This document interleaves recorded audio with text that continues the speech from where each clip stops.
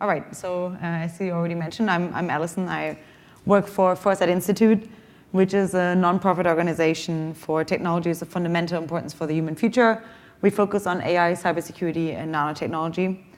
And in the next 40 minutes, I would like to give you like a brief executive briefing on the state of AI safety.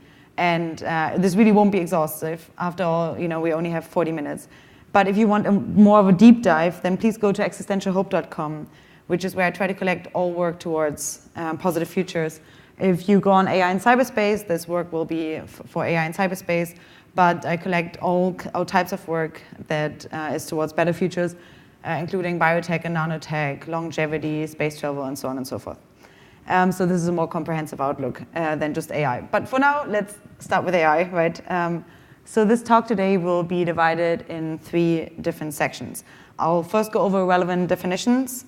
Then I'm going to focus on the 3 fields in AI safety, which are value alignment, cybersecurity, and coordination. And I will show why each field contains a number of really hard problems that we have to solve. And then finally, I'll introduce a novel approach to AI safety, multipolar AI, that suggests some new novel ways of solving value alignment, cybersecurity, and coordination. All right, let's start with definitions. I think there are many different levels of intelligence one might want to be concerned with, including narrow, general, and superintelligence. And there are many different entities one may want to classify according to those levels, including non-human animals, machine intelligences, humans, and perhaps even corporations of civilization. I will come back to this slide later to introduce the multipolar approach to AI safety. For now, I only want you to take away one thing, which is most people and organizations use different definitions for different entities. And arguably, much of confusion could be avoided if people would be clearly about the definition that they're using.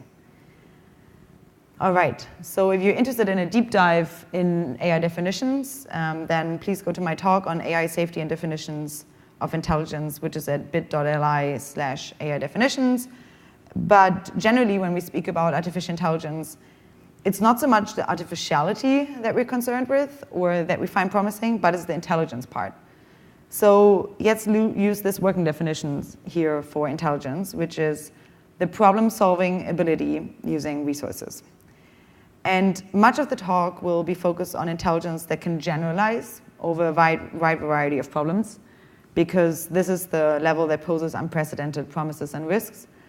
But as we saw with the last talk here, and as you've probably saw throughout the sessions today, incredible intelligence is arguably already incredibly risky on a narrow level with things like algorithmic bias and so on and so forth. So I'm hoping that some of the things that I'm saying will also generalize to narrow intelligence, which is what most people here are working on. So let's talk about the safety of those systems. Well, as I said, I think AI safety can be broken down to 3 main areas, which is value alignment, cybersecurity, and coordination. Value alignment really asks, how do we align artificial intelligences with what we as humans value? This needs to answer 2 questions. First, what is it that humans actually value? And then how do we communicate this to a silicon-based AI that doesn't share our cultural context? This is only value alignment. Then there's also cybersecurity. So this answers the question of like, well, even if we could communicate our values to an AI, how do we ensure that it reliably executes what we communicate to it? And this seems like an easy task, but getting the cybersecurity foundations right is actually harder than it looks. And then finally, coordination assumes that we will take some time to figure out value alignment and cybersecurity. So it would be useful if the actors who are building those intelligence systems would coordinate to ensure that the agents that we're building function reliably and safely. So this is just a quick rundown. Let's go into a deep dive into every one of them. Let's start with value alignment. All right. So one may think that as AIs become increasingly intelligent, they will also become increasingly moral. So perhaps there's no need anymore, really, to align emergent entities with human values, because intelligence corresponds with morality. Well, that would be really nice, right? But there's no particular reason to think that. And in fact, there are 2 principles, the orthogonality thesis and the basic AI drives, that cast doubt on that. For example, the orthogonality thesis states that an AI can really have any combination of intelligence and goal. So this means that AI systems can be incredibly competent and achieving something that other than what we really want. Consider the thought experiment of the paperclip maximizer. Who here knows of that thought experiment? Okay, a couple do. All right. So in this thought experiment, an AI has, for one reason or another, as a goal to maximize paperclips. And it does this really well. So well, in fact, that it tiles up the universe with paperclips and turns everything around it into paperclips. So it is very competent, but it's something other than what we really value. And this is a neat thought experiment, but you can extrapolate from this. And apart from the final goals, right, that are misaligned with our values, there's an additional risk of the instrumental goals being misaligned with our values. So regardless of which final goal an AI is set to pursue, most goals really require an agent to maintain its own existence. Stuart Russell calls this, "You can't fetch a coffee when you're dead" theorem. So regardless of what end goal they have, they will probably want to stay alive. Secondly, probably whatever end goal you have, it is better if you have more resources to achieve those goals. So those instrumental goals may lead to obvious problems, right? Because it suggests that intelligences with any goals would not want to be shut down and would strive to acquire more resources to be able to obtain their final goals better, whether or not those goals are aligned with humans or not. So aligning AIs with human values really is so hard that Eliezer Yudkowsky urges us to set the bar really low. So he says that most difficulty in AI alignment is in fact contained in making a strawberry from scratch that is similar to a real strawberry at the cellular level without destroying the universe. This sounds sci-fi, and it sounds like on the surface it doesn't have anything to do with morality and values, but it's already difficult enough because an AI would have to invent its own biotech, and there's many ways it could do that, right? And there's many ways it could do that that are not aligned with our values. For example, it could prevent itself from being shut down, or again, it could turn humans into resources to make strawberries from. So I think there's already a lot of good work on the technical aspects of value alignment. But I think it's often neglected that humans don't agree on what our values are. What really is it that an AI ought to do and not to do? And I actually think this is a bigger problem than is generally acknowledged. This is why I'll spend some considerable time on this now. It's my philosophical background, and ethics has been going on for over thousands of years. And there's no real agreement on what our values are. So I'll quickly run over a few general approaches to values and show that they're all pretty problematic. This is basically a run-through of an undergrad ethics class, and there's much more to be said on the different values. If that's what you're looking for, then please see my talk on AI philosophy, state of the art at South by Southwest. For now, we'll keep it really brief. All right. So what I'll do is I'll mention the approach to ethics one may want to uphold, here evolution, then an example of how one may want to implement this in an AI system, and then an objection that shows the limitations of this moral approach. Okay, so human values can be viewed through two different lenses, bottom-up and top-down lenses. Let's start with the bottom-up lens. So according to bottom-up values, our values emerge organically in a bottom-up fashion through our evolutionary past, for example, or by cultural socialization. So let's start with evolution, right? So evolutionary game theorists and evolutionary psychologists show that the roots of some of our human principles can be traced back to our evolutionary history. For example, Brian Skirms, who works in evolutionary game theory, he shows that the 50-50 split is a robust strategy in resource distribution problems. And this robust strategy is evolutionarily stable, so this could explain our fairness norms of an equal split today. And that suggests that if only we could simulate our evolutionary past well enough, perhaps our moral values would naturally arise in AIs. And evolution strategy is actually a machine learning optimization strategy that is based on the ideas of evolution, and it uses mutation and selection as search operators. Here, it's, for instance, OpenAI using evolution strategy to solve 3D humanoid walking in 10 minutes with really good results. Well, evolution strategy may work well for simple tasks like learning, or like learning how to walk, but this strategy is really questionable for teaching morality because the same evolutionary mechanism that gives us our values also gives rise to our biases. For example, evolutionary psychology uncovered a range of biases that we're prone to because of our evolutionary past. One example is the Cinderella effect, by which we neglect our stepchildren. Another effect is the effects of in-group preferences.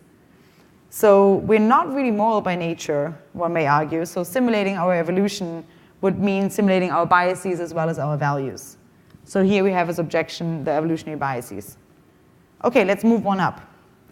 Well, if nature doesn't work, one might say, what about nurture, right?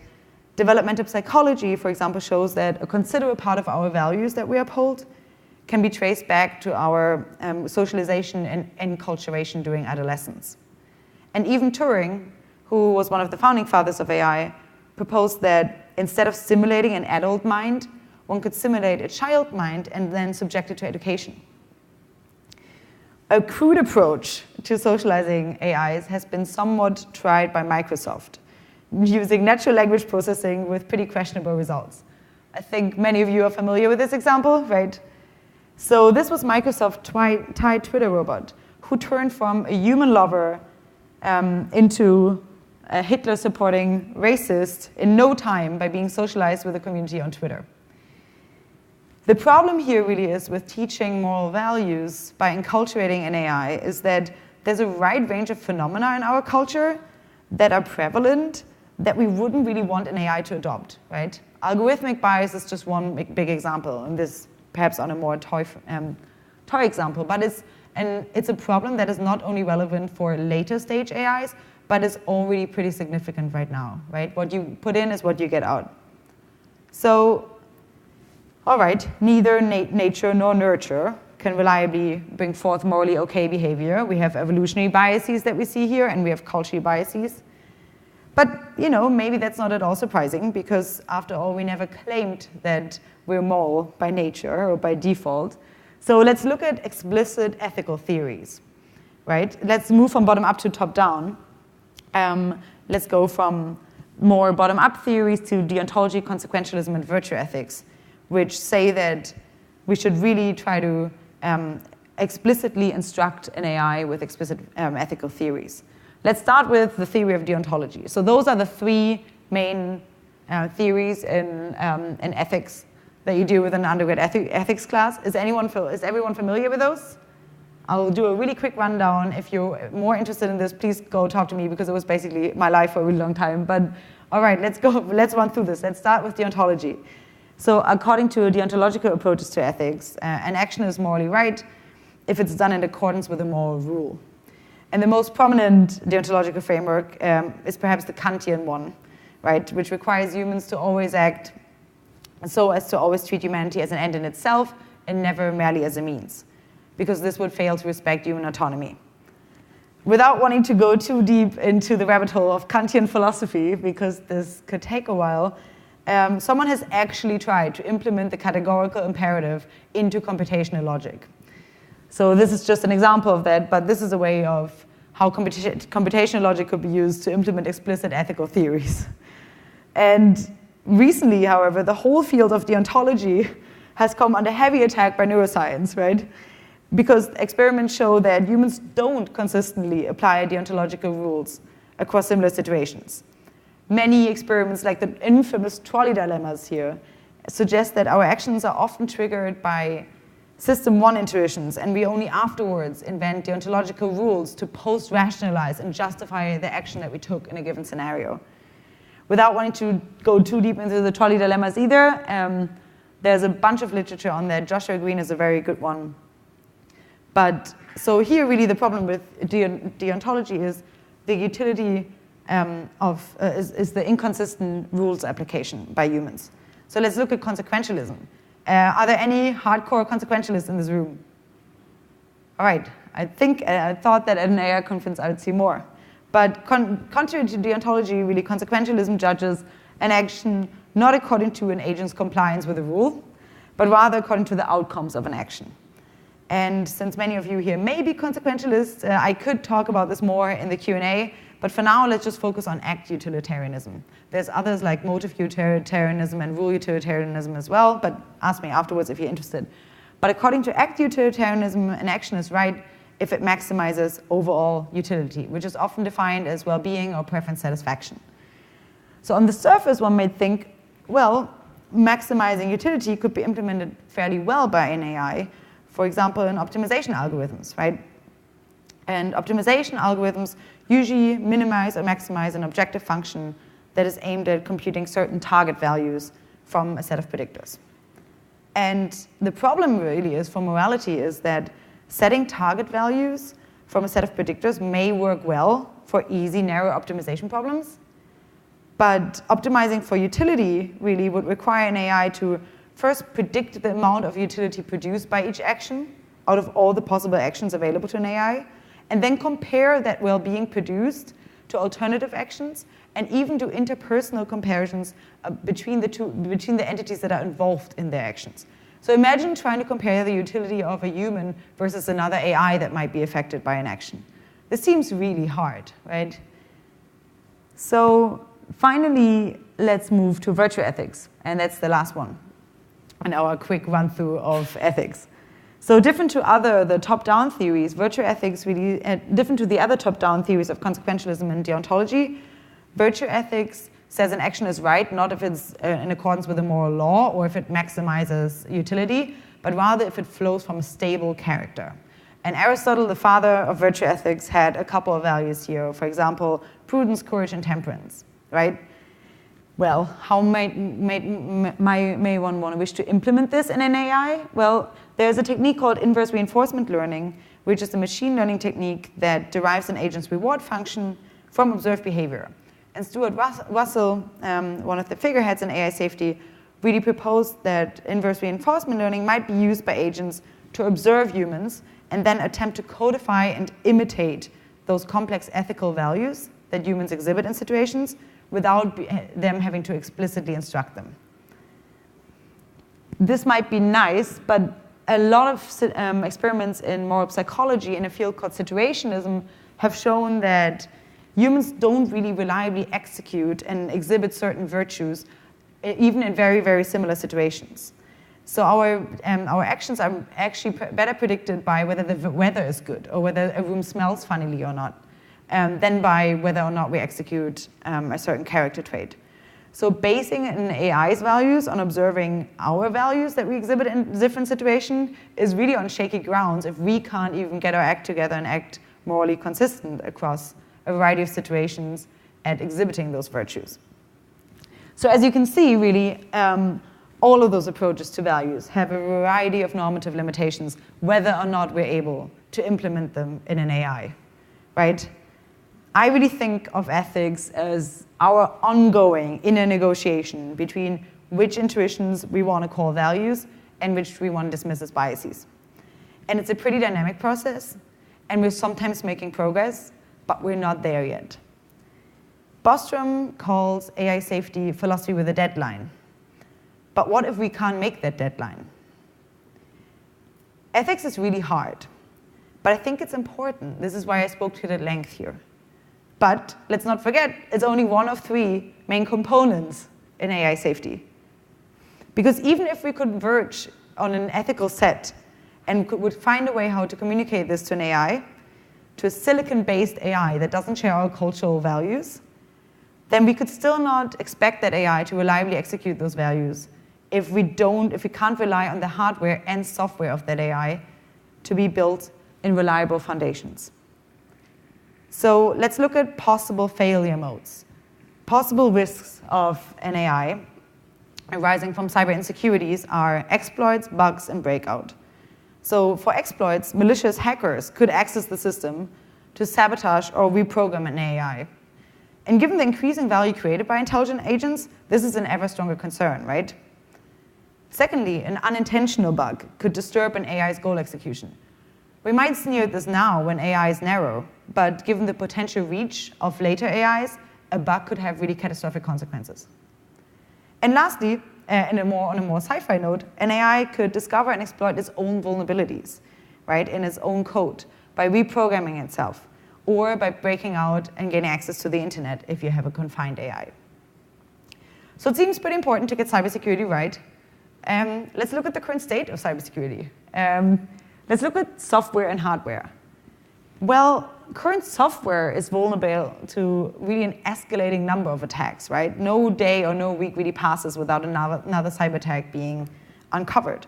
From 2016 to 2017 alone, Symantec reported a 10% increase in overall targeted activity, with a 13% increase in vulnerabilities reported. That's not all of them. And then a 29% increase in industrial control systems related vulnerabilities. And those industrial control systems will likely soon have AI automated tasks in them. So this is a risk that is already really important on the near term. And even if we could assume for a second that the software that we're building is secure, there's a hardware supply chain risk that really persists, right? Because secure software doesn't bring you anything if the hardware that it's run on has a trapdoor in it. As the Snowden revelations have shown, it is pretty likely that the NSA served national security letters to a bunch of hardware companies, requiring them to install trapdoors in their system. And the Snowden's revelation were 8 years ago, right? So it's probably much worse now. And back when the Snowden revelations came out, citizens were mostly worried about the NSA spying on them. But we must not forget that the US gets most of its hardware from China. And the problem with respect to defense is really that a multi-trillion-dollar ecosystem is already built on those insecurable foundations. And those are not only insecure, but insecurable. And I think the disturbing thing about cyber risk is that even if we don't develop later stage AI, cybersecurity is already a catastrophic risk in itself. Just as an example, much of our physical infrastructure is based on hackable systems. The electric grid, for example, and then in the future, self-driving cars, autonomous weapons, and they all could be turned to killer threats. If you want more information on cyber risk as a catastrophic risk, Christine Peterson, who founded Foresight Institute, gives a really good brief introduction on this. All right, so as we've seen, value alignment and cybersecurity requires solving really hard problems, and this likely requires time. And it likely requires more time than building otherwise capable systems. So to ensure that ample time can be given to figure out the necessary safety work, we should really try to coordinate as actors building AI to avoid that some race ahead and cut corners on really indispensable safety work. So coordination was a topic of a meeting that I recently held with many AI safety organizations present. Here's one attendee in the front row. And we're still working on the white paper, but it became clear that we must start AI coordination early, given the strong incentives for creating AI.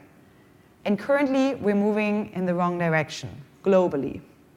In July 2017, for example, China's AI State Council issued an AI development plan that set a benchmark of 1.5 trillion USD for the scale of China's AI activity in 2030. And that's a figure that would put China in a world-leading position. So there's probably some potential power shifts on the horizon that we have to learn how to deal with. And this gets exacerbated only by the emerging military competition that is flaming up between China and the US. And this emergent race dynamic is really treacherous to both parties, or to really all parties that would be engaging in races. Because safety research is an integral part of a system, right? If it should function securely. So coordination is really in the interest of all parties if they want their systems to function reliably and securely. It's not something that you can put on top. And fortunately, more and more actors are realizing this. So a step into the right direction, for example, is the Partnership on AI, which many big companies in the US, China, and other countries have already joined. And increased global coordination would not only be a multiplying factor that would benefit AI safety, but it may even have collateral benefits for dealing with other existential risks, for example, biotech risk, and other risks on a global scale that we have to learn how to deal with. I think that coordination is very important. And coordination is so critical, in fact, that the journal Big Data and Cognitive Computing has devoted a whole special issue to coordination and strategy, which Roman Yampolsky and I are guest editing. And I'm really happy to announce that for the first time now, the submissions are open. So if you are working on a paper or research that is about AI safety, especially about AI coordination, consider submitting it. The link is bit.ly/AI coordination, or just type in the title above in Google and you'll find it. Submissions are open now, and the deadline is January 31st in 2019. If you have questions, feel free to contact me about it. But as we've seen really here, is that in traditional AI safety, right, all of those fields are really hard to solve, right? And so I would now like to take the remaining 10 minutes or so to introduce a novel approach to AI safety, which is multipolar AI. And this is an alternative approach to AI safety, which proposes really novel ways of solving value alignment, cybersecurity, and coordination. And again, this will be a very quick run-through. We're currently writing a book on it, so consider this as a sneak peek. But OK, to recap, traditional AI safety says, in the unipolar version, that it assumes kind of that we slowly move from current narrow AI systems to create a machine superintelligence, and focuses then on making this machine superintelligence on the long run safe, right, and serve human interests. So this is a kind of like a very crude definition of the kind of traditional unipolar AI safety outlook. So let's compare this with a multipolar AI. So while unipolar AI deems the emergent machine intelligences to be the relevant intelligence, multipolar AI proposes to treat civilization as the relevant superintelligence, and to slowly include the emergent machine intelligence into this larger superintelligence in a multipolar fashion. So here we're back to the definition slides from the beginning, right? How can civilization be superintelligent? Well, in the beginning, we defined intelligence as problem-solving ability given resources. And under that definition, civilization taken as a whole is already a superintelligence, because it is already composed of human intelligences and machine intelligences. It can solve vastly more problems than any human or any machine intelligence alone. And its intelligence arguably is increasing at an exponentially accelerating rate. So if we accept this funny idea that civilization is the relevant superintelligence, then we should rely on this highly evolved mechanism rather than trying to replace it with a novel machine intelligence. So if we ever develop the ability to create a single machine intelligence that could replace civilization, we should rather use that ability instead to create multiple instantiations of this machine intelligence within the larger superintelligence of civilization. All right, so if we accept for a moment the thought that civilization is a superintelligence, what would this mean for value alignment, cybersecurity, and coordination? Well, let's start with value alignment. So traditional AI safety, to remind you, postulates that a machine intelligence will perform a unitary takeover and then attempts to make that intelligence serve human interests. But as we've seen, what it means to serve human interests is a question that is really not dealt with yet in moral philosophy. So rather than putting these hard questions between us and safety, we should seek to enshrine the emergent intelligences into the existing superintelligence of civilization, because it already serves our interests. Granted, civilization as a whole doesn't want anything. It doesn't have a utility function. But insofar as it is composed of humans like you and I, who perform voluntary interactions with each other that mutually benefit us, civilization at least already serves our interests. And not every interaction that you and I perform with each other will serve both of our interests. So this mechanism isn't perfect, but civilization as a whole tends, at least imperfectly, to climb Pareto-preferred paths. And we have survived so far in better and better ways. The decrease in poverty here is just one factor, but similar slides can be shown for the decrease in violence. So civilization is really a mechanism that serves our interests fairly well over time. So let's strengthen this highly evolved mechanism of civilization rather than trying to replace it. Doing such a thing would avoid the question of value alignment, because rather than trying to create one entity and aligning those entities' goals with human values, we propose to create many intelligent entities that serve different goals and that interact in a voluntary fashion with each other and keep each other in check. Well, if we think that such a multipolar system could be possible, how can we ensure that it is built on secure cyber foundations? Okay, consider an analogy from evolution. the genetic takeover. So genetic takeover is a term used in biology to describe the mechanism by which evolution produced change in the genetic substrates of organisms over time. So in a genetic takeover, a simple organism here with a primary genetic substrate G1 produces a novel secondary genetic substrate G2 over time as a result of its metabolic processes.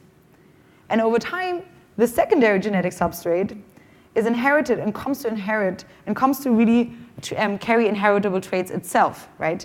And at first you can see both kind of coexist with each other.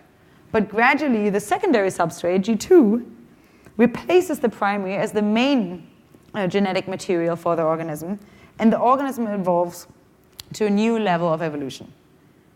So this theory of genetic takeover is a theory of evolution, right? It's from biology, but it could be used really as an analogy for cybersecurity as well.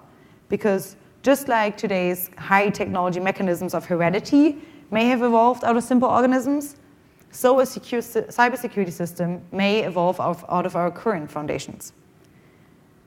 So to evolve out of our current insecurable cyber foundations, we must develop a novel system within it that can coexist with it and be competitive with it until it eventually outcompetes it and then takes over and becomes the dominant system. And we currently even see a promising example for this, which is the blockchain ecosystem. One reason our current system still is vulnerable is that it's not hostile enough. So companies and institutions can really survive even though they're based on insecurable foundations. But in contrast to that, the Bitcoin and Ethereum ecosystems, both projects are evolving in an ecosystem that is already under really hostile attack pressures. You all know about the 2016 DAO exploit, and that's just one case in point, right? And while the DAO exploit was arguably not handled in a way that gives stability for a long-term blockchain ecosystem, most of the time when such losses exist in the blockchain ecosystem, often actors have no means to, no recourses to compensate for the losses that are created. So those losses are really real. And this means that systems that are not bulletproof will be killed early and visibly in a blockchain-based ecosystem. And therefore, the ecosystems that remain, the ecosystem only remains populated by bulletproof systems. So if this type of secure blockchain-based ecosystem grows enough before the world is subject to large-scale cyber attacks, then perhaps a genetic takeover might be achieved by which the secure cybersecurity system first coexists in tandem with our current system, which it already is starting to emerge, before gradually bridging from our current system to a more secure one. So the hope here really is that the current system can be completely discarded once the superior high technology alternative has been fully evolved within it. In the same way that here evolution does it, or in the same way that a spaceship discards of its booster rocket as dead weight once it's out. So this is a pretty exciting time, and there is a big role to play, I think, for blockchain enthusiasts in this decentralized world model. If you are one of them, feel free to email me if you want more information on this approach. But generally, to avoid, as we've seen now, to avoid the hard questions in value alignment and in cybersecurity, what I've tried to walk you through is this safety mechanism that relies on a multitude of entities with different goals that keep each other in check. Well, how exactly would this coordination work? How exactly would such a system of checks and balances between those multitude of entities could be created? Well, I think we can take the Constitution of the US as an example to create a system of checks and balances as coordination mechanism. In the Constitution, the division of power serves a clear purpose, right? James Madison said that if angels were to govern man, no controls on government would be necessary. But in framing a government which is to be administered by man over man, the great difficulty lies in this.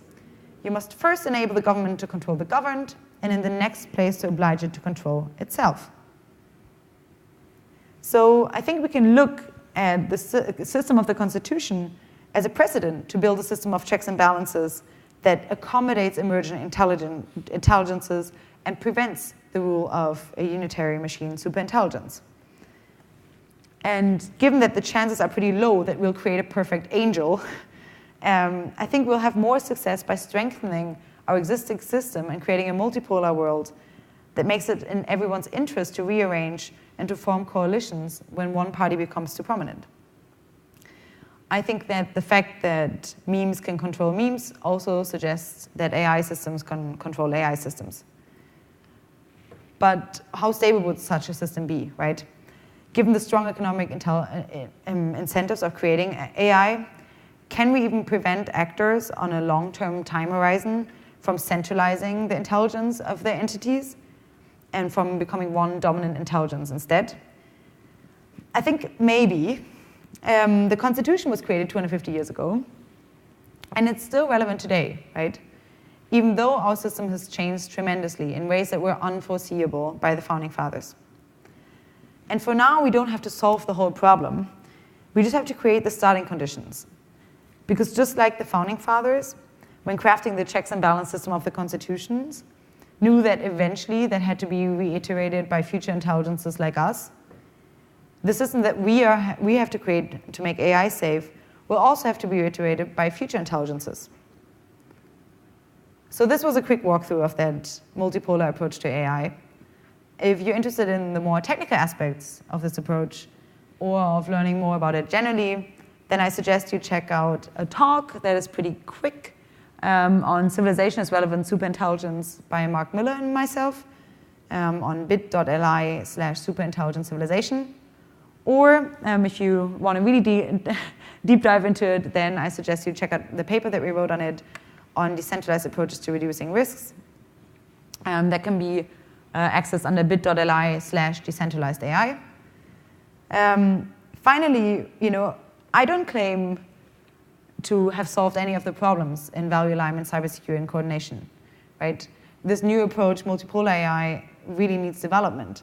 But please note that the caliber of problem that we're dealing with multipolar AI is a very different one of traditional safety. Because rather than trying to solve moral philosophy and then instructing this to a non-human AI, which is alien territory, multipolar AI really focuses on strengthening an already existing system, which is the highly evolved system of civilization. And we already have plenty of experience in dealing with that one. Okay. Last slide. This was 40 minutes of a mouthful, really. And we barely scratched the surface. But to finish, here I summarize a few ways that could be starters if you want to engage more, either with AI safety, multipolar AI, or with Foresight Institute, which is the institute that I work for. So if you're interested in learning more about AI safety generally and getting up to speed, then I suggest you go on existentialhope.com and check out the section on AI in cyberspace, which is where I collect most good work on AI safety that I come across. If you are already working on AI safety and would like to submit your own work, especially if it's focused on coordination, then please go to bit.ly/AI coordination and submit your work there, or contact me if you have questions. If you want to find out more about the multipolar approach to AI safety, then read the paper that I just mentioned on decentralized approaches to reducing existential risks, or watch the shorter talk. I promise you won't regret it. I think it's a pretty radical but truthful talk by Mark Miller, who is a Foresight Senior Fellow. And then lastly, if you're interested in the work that I'm doing at Foresight Institute, then please go on foresight.org or join our community and gatherings at bit.ly/Foresight list. This is our community mailing list. We have monthly gatherings, and I don't only focus on AI safety, but we do a lot of technical work in nanotechnology and longevity. This Saturday, Sunday, I'm hosting a workshop on nanotechnology for longevity, but we also have open to the public monthly salons. This year, I'm focusing them on strengthening civilization, so we tackle different aspects of civilization at a time. And finally, we have our annual conference coming up in December, and I'm hoping to release tickets next week. If any of this seemed interesting to you, or you want to find out more, you also feel free to contact me directly at a@foresight.org. Finally, I really want to thank you all.